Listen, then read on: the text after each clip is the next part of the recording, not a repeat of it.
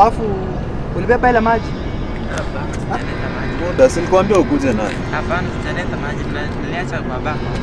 Wala kama unaenda maji. Inabidi tumejikata mapema tu.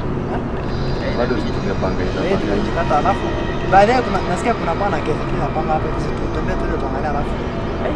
Unajua sasa hii time imeenda, so inabidi tuende sasa hivi, tunasikia hapa ni kubaya. Alafu wase.